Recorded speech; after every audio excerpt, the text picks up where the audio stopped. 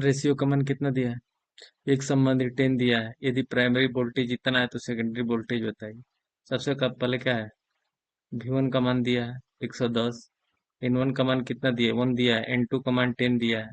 तो क्या करेंगे? हमें सेकेंडरी वोल्टेज ज्ञात करना है। क्या करें? ट्रांसफॉर्मेशन रेशियो क्या होता है?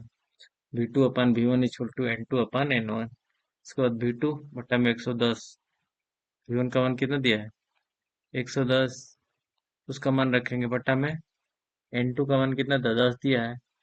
बटा में N1 का मान 1 दिया है। तो क्या करेंगे? तिर्यक गुणा कर देंगे। इसमें क्या होगा? 1100 वोल्ट आ जाएगा। ठीक है, अगला क्वेश्चन देखेंगे।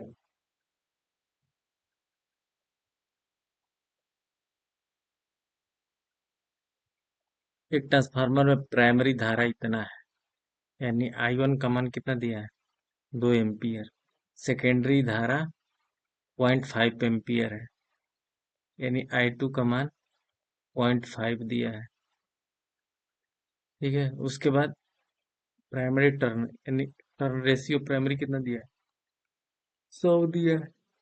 तो सेकेंडरी का टर्न रेशियो ज्ञात करना है। ठीक है, कौन सा सूत्र लगाएंगे? ये ट्रांसफॉर्मेशन रेशियो हमेशा याद रखिएगा। V2 upon V1 equal to N2 upon N1 equal to क्या होता है? I1 अपान I2। ये सूत्र हमेशा याद रखिएगा ट्रांसफार्मर के।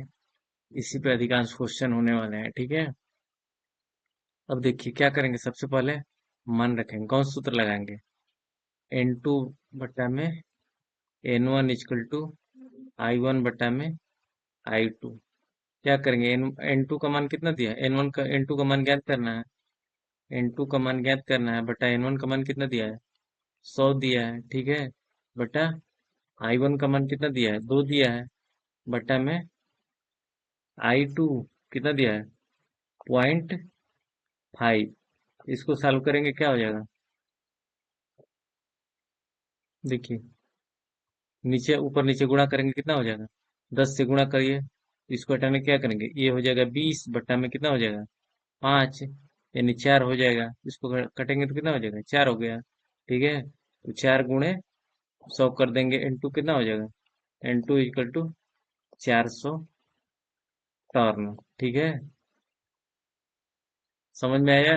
देखिए, सबसे पहले का इसमें जो मान दिया है उसको रखेंगे। ठीक है, इसमें क्या दिया है? I1 का मान इतना दिया है। उसके बाद I2 का मान इतना दिया है। उसके बाद प्राइमरी टर्न इतना दिया है, सेकेंडरी टर्न इतना दिया है। उसके बाद क्या करेंगे? ट्रांसफॉर्मेशन रेशियो का सूत्र क्या होता है?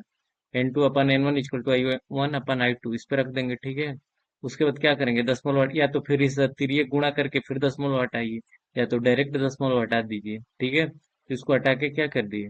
4 हुआ। उसके बाद तिर्यक गुणा करेंगे तो कितना हो जाएगा? 400 हो जाएगा।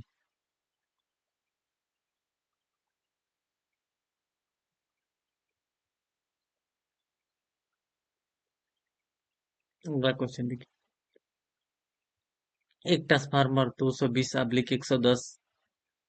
ट्रांसफार्मर में यदि सेकेंडरी करंट कितना है तो प्राइमरी करंट बताइए। इसमें क्या दिया है? V1 का मान कितना दिया है? 220 वोल्ट दिया है। V2 माना वो कितना दिया है? 110 दिया है। अब देखिए इसमें क्या दिया है? सेकेंडरी करंट यानी I2 का मान कितना दिया है? 5 एम्पियर दिया है। तो I1 का मान पूछ रहा है। ठीक है, तो कैसे लगा लेंगे? V2 बटा में V1 equal to I1 upon I2। ठीक है, मान रखेंगे। V2 का मान कितना दिया है? 110 बटा में 220 बराबर कितना होगा? I1 का मान कितना दिया है? नहीं दिया है। बटा में पूछ कितना रहा है? I2 का मान कितना दिया है? 5 एम्पियर। क्या करेंगे? अब देखिए, इससे ये कट गया है। 11 कम 11, 11 दूनी 22। 1/2 इजकल टू I1 अपन 5। ठीक है, अब उसके बाद तिर्यक गुणा कर दीजिए।